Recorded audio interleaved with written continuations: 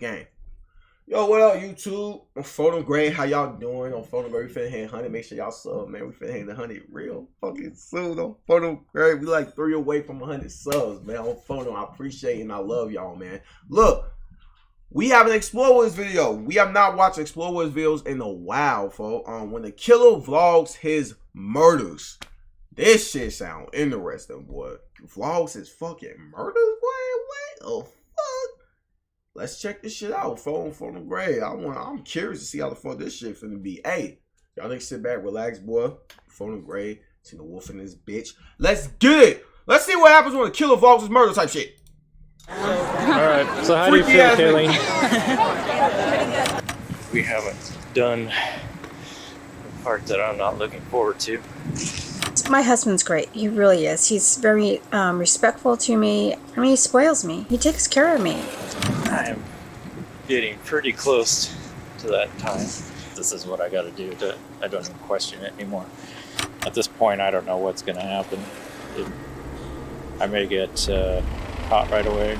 I mean, I could basically be dead in 2 weeks or 3 weeks. I don't know. It's all up to chance at this point. Hey guys. Nice, look at all that smoke, oh my gosh. Oh, hell no. Though his family didn't yet know it, something was off with Peter Keller. What follows is found footage that just might be some of the most disturbing recordings ever filmed. Documented like a YouTube video, the video diaries Peter created provide a rare glimpse into the mind of a killer and document how something that may have begun as an innocent hobby ultimately manifested as unbelievable cruelty. Think about stuff. Think about, like, how did I get so... The majority of the following footage has never been seen before.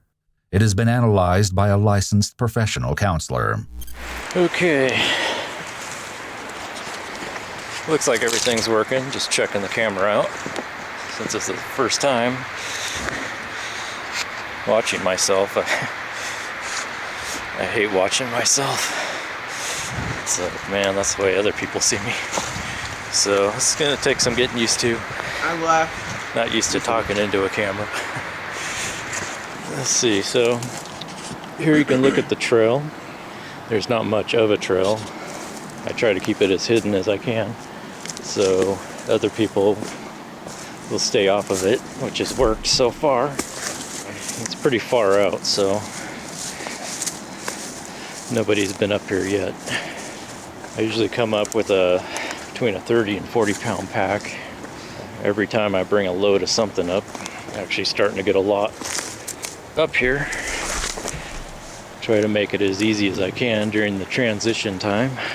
So far I've got a bed, blow-up bed, mattress, with blankets and pillows and clothes and stuff to keep me comfortable.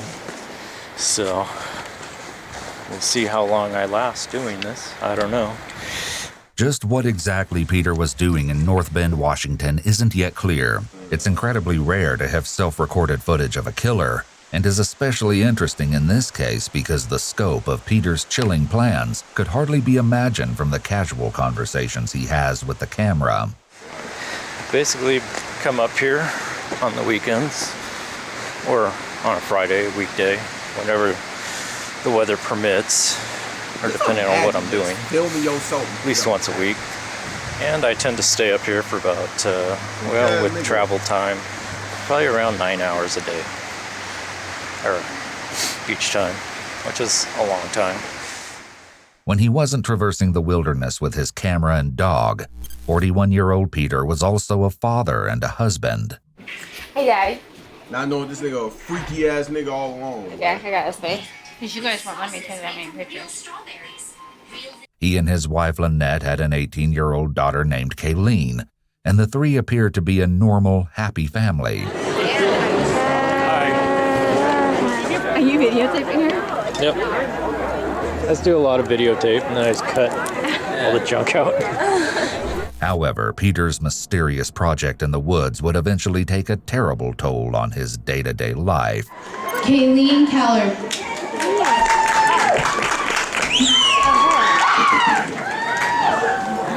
So how do you feel, Kayleen?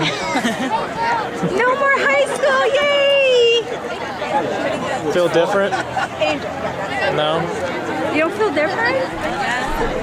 Shorty look uncomfortable as fuck. She like, maybe she's just nervous. Like, let me get off a date. Maybe Shorty's just nervous. You got a new life ahead of you. No more freaking school. Well, high school. Yeah. You got till tomorrow to get your stuff out of the house. So. No. She's living with us forever. Sorry, Carson. Forever. Kayleen graduated high school just a few months after her father started recording his video diaries and was on track to start at Bellevue College in the fall. In addition to her interest in environmental preservation and gaming technology, she also appears to have shared her father's interest in cameras and dabbled in the hobby of videotaping as well. Can you take a picture of me and sell me on eBay?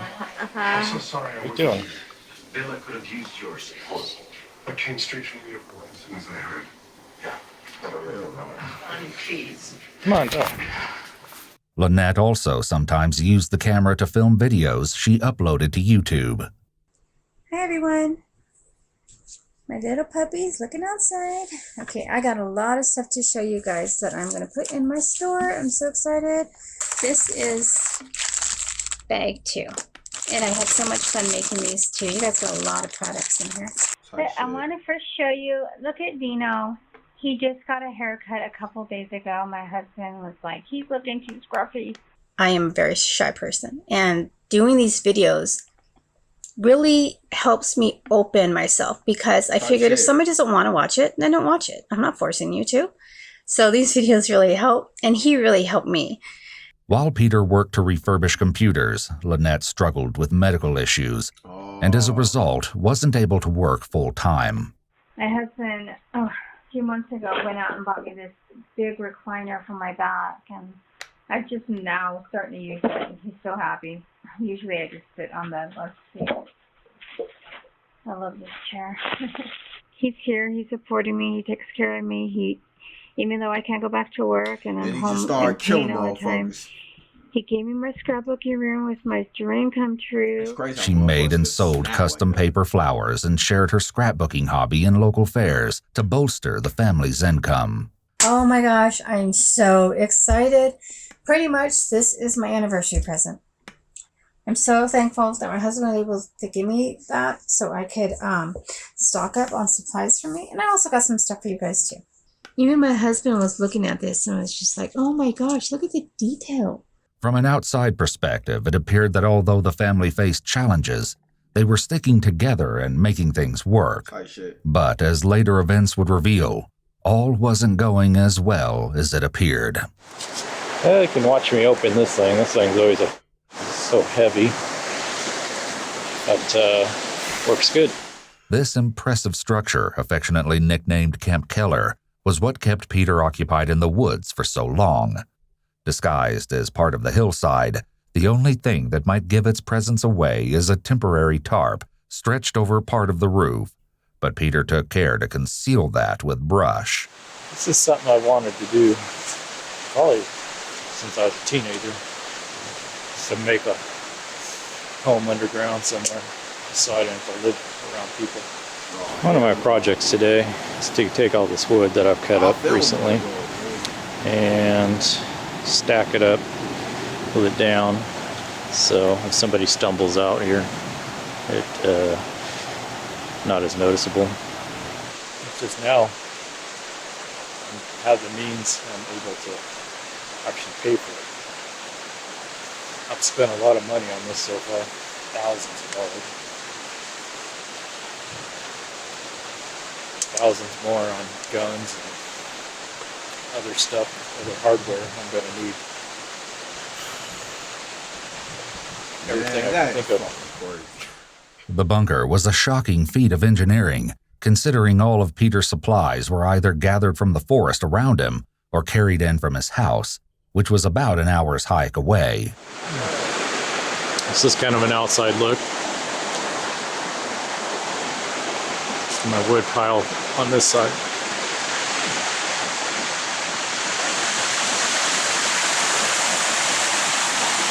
I never went hiking before in my life.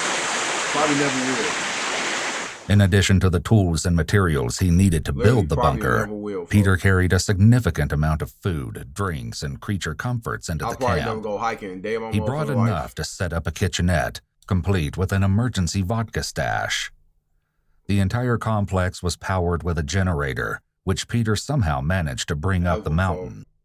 He even went out of his way to engineer a wood-burning stove made out of an inverted metal garbage can. He rigged a chimney to funnel the smoke up and out of the residence. What the fuck? This smoke would ultimately provide a valuable clue as to the camp's location. Other highlights of Peter's stash include multiple 5-gallon buckets, which could not have been easy to move, heavy-duty chains, and a hacksaw. But as impressive as the wilderness construction may be, the question remains as to why Peter built it in the first place. I just feel like I'm getting knocked back every time financially.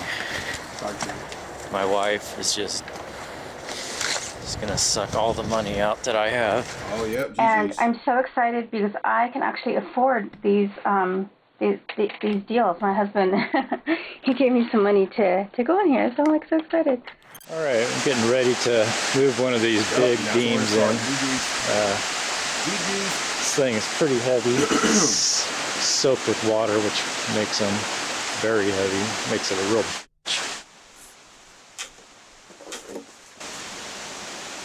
Let's see. I met him when I was in high school, but I just, wasn't interested. And then I met him again, and he was so sweet. We became like best friends. He said one of these days he wanted to get married and have kids, and he asked me what I wanted. And I said, I don't want to get married. So then my sister, we were getting along at the time, she really liked him, and she said, well, you got to just, you're going to regret it if you don't. So I was like, okay.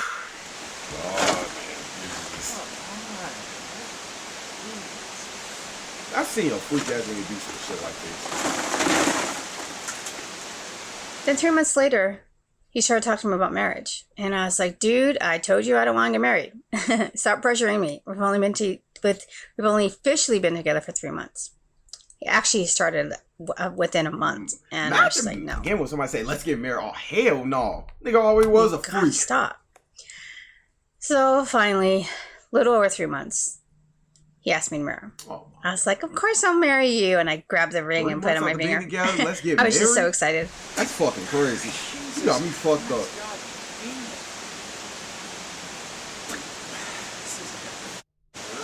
That's my story of my husband, who is my husband, who's the love of my life. At this point, I don't know what's going to happen. I may get caught right away. I mean, I could basically be dead in 2 weeks or 3 weeks. I don't know. It's all up to chance at this point. So I don't think anyone knows where I'm at. But if they put it together, who knows? At this point, I have to take that chance. So it's just going to be a point of, go as far as I can. I do have my escape, and that's death. And I'm okay with that. So I'm getting to the point where just trying to live and pay bills and live as a civilian and go to work. He's a great guy. He stuck around with me. I'm, some guys are. It's funny how she's saying all this shit about not knowing this this nigga got planned. That's crazy. It's part she's of your saying vows. All this about folks. Anyways, I don't want to get on to that. It just freaks me out. It's actually more comfortable for me to think about living out here, robbing banks, pharmacies, just taking what I want for as long as I can. At least it'll be exciting. It won't be boring. And I don't have to worry about Lynette or Kayleen. And everything will be taken care of. It'll just be me. Peter's complaints are all too common, but could indicate the presence of major depressive disorder. Yeah. Additionally, Peter is doing a lot of fidgeting in this video, signifying that despite what he's saying out loud, his thoughts might be giving him a lot of anxiety. Yep. Perhaps this stems from the fact that, as some of Peter's cryptic comments hint, there's a much darker aspect to his fantasy than he lets on. Well, I wanted to get a video log in years we haven't done part that I'm not looking forward to. I'm getting pretty close to that time. Time of what? I'm guessing probably a couple months away, maybe 3. So yeah, I know I can, once I do this, I could either die then, maybe something will happen, or a few days or weeks, or maybe even years. My goal is to make it 10 years, but that's the other hard part. It's either to not care about dying and to still care about the project. Peter's comment that he wants to survive for 10 years out in the woods complicates an already strange situation even further. He isn't just aiming to leave his day-to-day life and job behind. There are Lynette and Kayleen to think about, and so far, he hasn't shown any interest of bringing them along on his adventure. Go ahead, open it. Shit, who would want to go do that shit anyway? Hell no. You're so sweet, you guys. Sorry I'm whispering. My husband's sleeping and our little doggy's sleeping with him. Last time I was doing a video, I was talking too loud and he woke up and came out here. Part of me has a hard time even imagining doing what I'm going to do, but as I think about it, I always come up to the same conclusion every time. I'm starting to get more okay with it. Other times I feel like I'm more than ready. I've tried to make it in this world and it just isn't happening. I'm 40 now and I am running out of time. I don't even question it anymore. It just seems like everything makes so much sense now. You know, just the more I've thought about it, the more I understand it. I don't really feel bad about it. Yeah, GG's. It's just the way it is. GG's. Yeah, it's You know, always. certain things happen that cause this to happen. So just kind of accepted it and just rolling with it. Well, this is it. Home sweet home.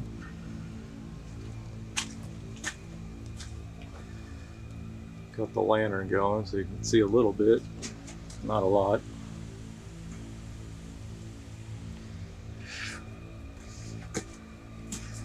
You know, I often wonder if what I'm doing is the right thing. And I think it is. These statements, though shocking, actually align with the earlier theory that Peter was suffering from a serious depressive disorder. You know, as I do this for hour on hour, it's like I just sit there and think about stuff. Think about, like, how did I get so f***ed up? How did so many things go wrong?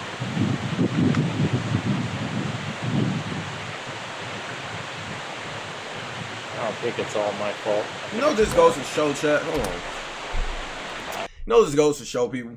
This goes to show you that, like, you never know what people going through mentally, or you never know what type of person they is at all. Like, it's scary. Like, you'll never know what type of people you dealing with, type of people you walk past, talking to, friends with, and what the fuck they do behind closed doors. Even some people that you, like, listen to or watch, like from streamers, from YouTubers, from people on TV, from movies, from artists that you listen to, you never know what the fuck they be doing, like, behind closed doors, boy. It goes to show y'all, boy, crazy world we live in. You never know. You think you know somebody, but you really don't. Swear to God, bro. Upbringing, family life. I was just too ugly. Nobody cared. Peter's recollection of feeling off also supports the depression theory, as it's common for symptoms to emerge during adolescence.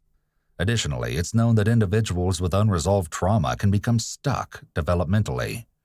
This could very possibly be what happened to Peter, as he previously mentioned that he'd wanted to build a camp like this since he was a teen.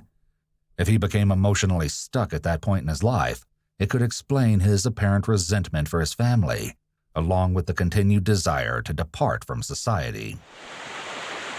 Yeah, basically last year has been really tough on me. I've been coming to terms, realizing just how pathetic I am. And there's just no hope. But it's tough. Wasn't interested in anything anymore. Couldn't motivate myself. All I did was work on this. This is the only thing that would make me feel better. But I think I've come to terms with it.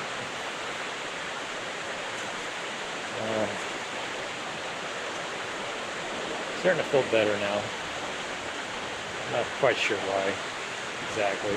If it's just that I'm getting this further along, or maybe I've just come to terms with what I am, my situation, and kind of working through it. You know, I've tried. I always keep going back to the same person I am.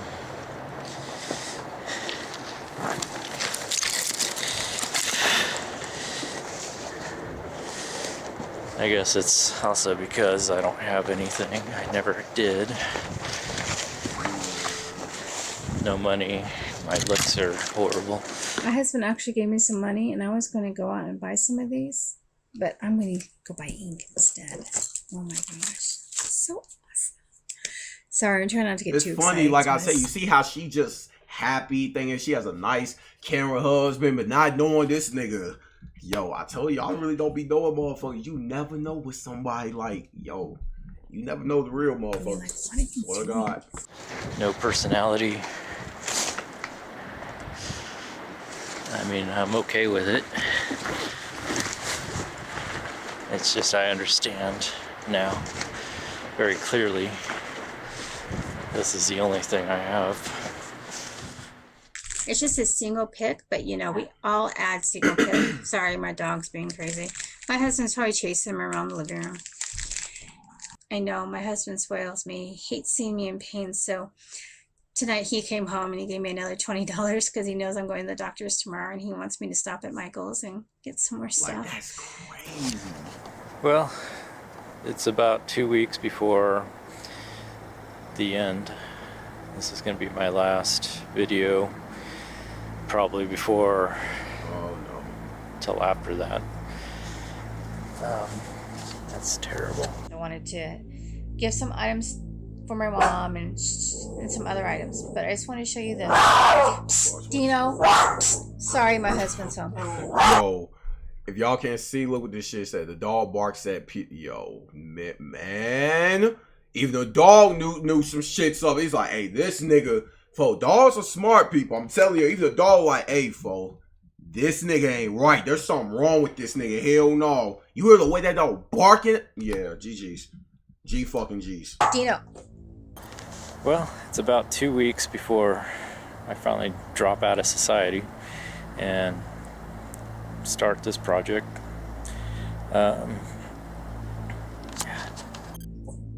Sorry. The cute little puppy, right? So these are the items that are in there now. They're hard plastic. Stop. Well, it's about 2 weeks before we finally drop out of society, fully commit to this. This is probably going to be my last video till after that. Here we can see that Peter actually does retakes instead of being fully candid, like other videos suggest. This, along with the comments he's made about his appearance, seem to indicate that Peter cares deeply about how people view him. The retake suggests he's purposely curating how he appears to anyone who views these tapes. He wants to make the best possible impression. Again, this could tie back to major depressive disorder and childhood trauma. Teenagers often act as though they have what's known as an invisible audience, the idea that people are watching them all the time and judging their looks and actions. From what we see in the videos, Peter seems to still be acting like this at age 41. That's crazy. This type of behavior can also be found in individuals with narcissistic tendencies. The question of Peter's intentions would be one of the first mysteries police faced when they became involved in the situation on April 22, 2012. It was a quiet day in the mobile home park where the Keller family lived when, seemingly out of nowhere, several neighbors heard what they believed to be an explosion.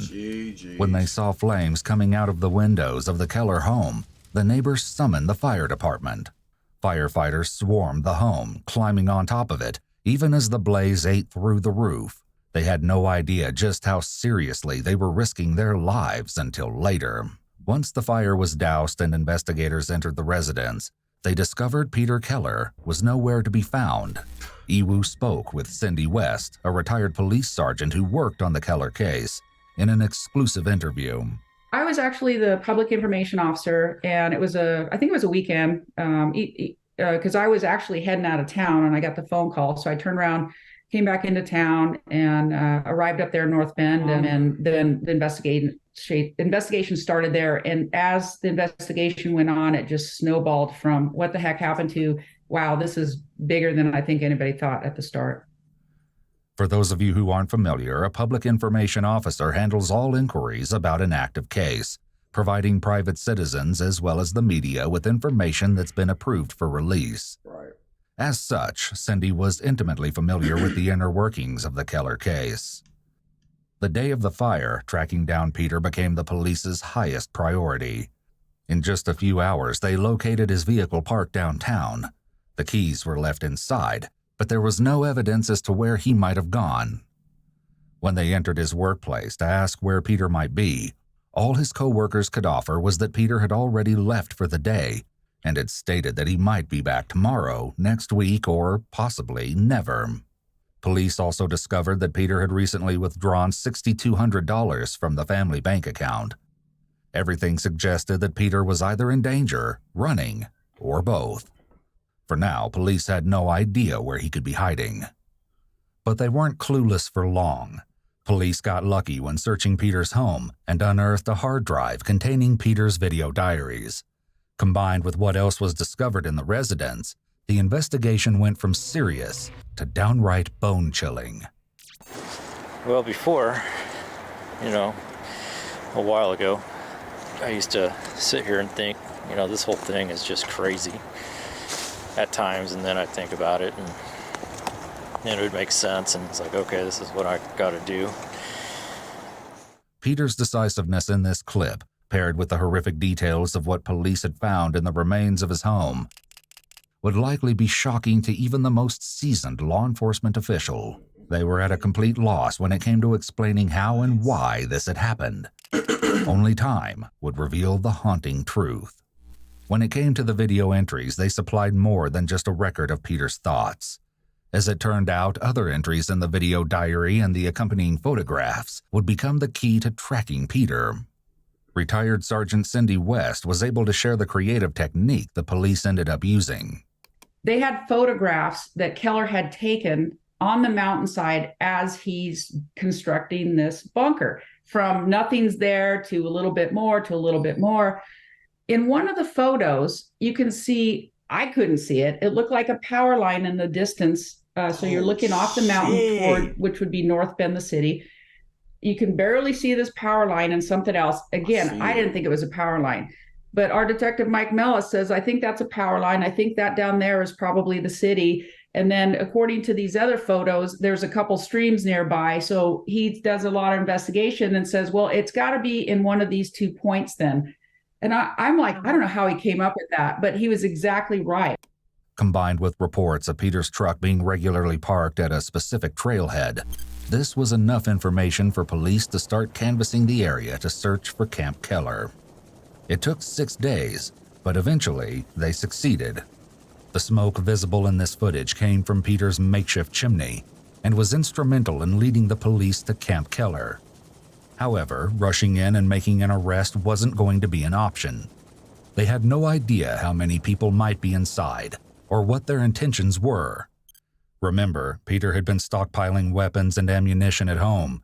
And thanks to his videos, which were discovered when police reviewed the recordings that were not destroyed in the house fire, they knew he likely had firearms at his camp. Little did they know what else they would uncover. Oh no. They also knew that there was a chance they could be dealing with a hostage situation. A direct approach could endanger Peter's life if he was being held captive, or spook him if he had hostages of his own. They needed to make whoever was inside come to them. You guys on the number 3 side, can you get to that window and break it out or throw a gas in there? Brian, there looks like a slot or a window that's propped open in the back, directly towards the dirt wall, but I couldn't see it. He's got something over it. Maybe you guys can throw a log through it or something. But if we throw number 2 in that ditch, it should cycle right up. The tarp should push it right into the structure. That's exactly what they decide to do. The response team keeps the bunker surrounded in the hopes that the gas canister will drive those inside out of the bunker and straight to the waiting forces. But after about 10 minutes, nothing has changed. Yeah, it's dissipating finally. The first one you sent in is dissipating. You want me to throw a 98 under the window, the open window where we first gassed? Yeah, if you can do it from your position. With the gas canisters having no effect, the team is forced to reconsider their tactics. For planning purposes, the gas isn't going to work. We may have the command post try and locate like a wildlands fire pump and hose that can pump a large volume of water into this place, Brick. Okay. I think we could probably utilize this creek. We just need enough hose and a pumping station to get it, up to where we want it. We've got new photos showing this bunker may have multiple levels. Good copy.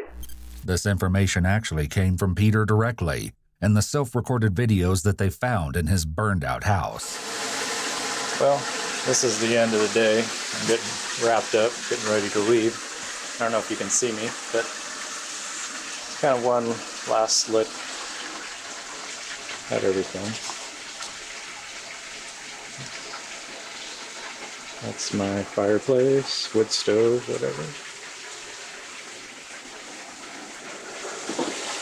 Pretty dark.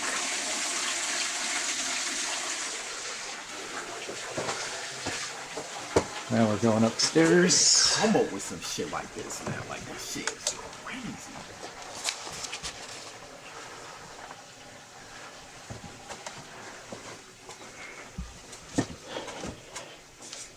This is where most of my supplies are.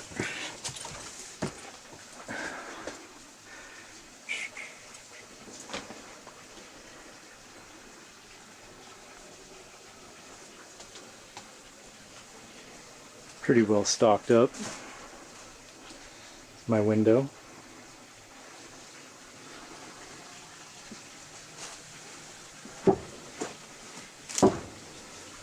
Up and down on the wood stove.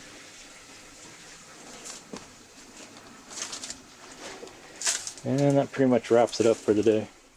Finally, police resorted to throwing a grenade towards the bunker. Damn. When even an actual explosion failed to get results, police knew that they would have to be the ones to approach. After a full day of besieging the bunker, they decided to break through the roof. You might be wondering why a house fire investigation demanded such an extensive response. As a matter of fact, it didn't. After assessing the situation, investigators concluded that they were dealing with arson, but that would all change when they made their way into the home and stumbled upon a disturbing discovery. It wasn't a subtle attempt either.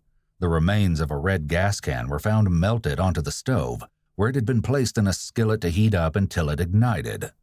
Police found several other gas cans throughout the residence, boxes of ammunition, and a homemade explosive device. Investigators could only assume it was meant to be triggered by the fire in order to destroy the house and everything inside.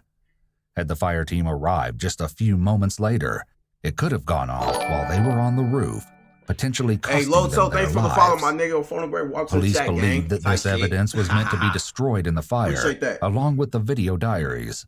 But those items were hardly the most shocking thing they discovered. All right, what they discovered? There were 2 bodies in the bedroom of the Keller home, untouched by the fire. You was watching this? Tragically, the bodies were identified to be those of Lynette and Kayleen Keller.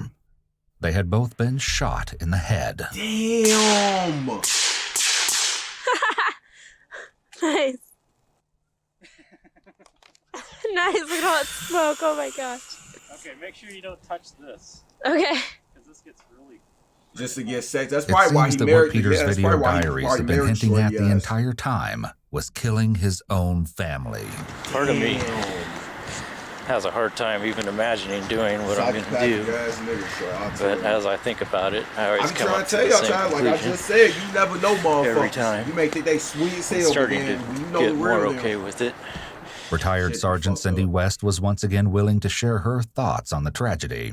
I don't think either of them knew it was coming. Again, based on the conversations that we had with friends of both of them, it sounded like he was a loving, great husband. So I think they're both blindsided by it. And, you know, I don't know. This case just racks my brain. There's Man, no I'll way be it's real, ever folks. gonna resolve. This nigga look like a freak ass nigga, boy. I already knew this nigga was a freak. I would have known this nigga was a freak first time I seen his ass. Well, I don't give a fuck. All in my brain because you just I have a good think, radar like that. I just why? know when Not only did he motherfuckers kill his just, wife and his you know, daughter, but based the way on they the ass friends and look. neighbors, I'm telling you. he had folks. this dog that went everywhere with him, hiking or apparently to go build the bunker, you know, for all these years. And he killed the dog too. He was afraid Damn, that the not the dog dog! would give him away in the bunker. And so he killed the dog too. Again, there's no explanation. I mean, No, I ain't gonna get fuck that this he nigga. obviously had some sort of mental illness. Dipstick wasn't hitting the oil with him. Ladies, But hey, low like it this for the just follow makes you game, my shake nigga. your I head. appreciate that shit. I've gang. seen a Welcome to lot the of stuff chat, in my gang. career, I a lot of appreciate bad that shit a lot, things. gang. Phone You just shake gang. your head about, you know, sometimes when things happen. But Yo, this why you have to case kill a dog, really, though? really got to me. Cindy I kinda shared knew with this us was what coming, happened but when police boy. finally made entry into Camp Keller. And what they find inside the bunker is even more shocking than anyone expected.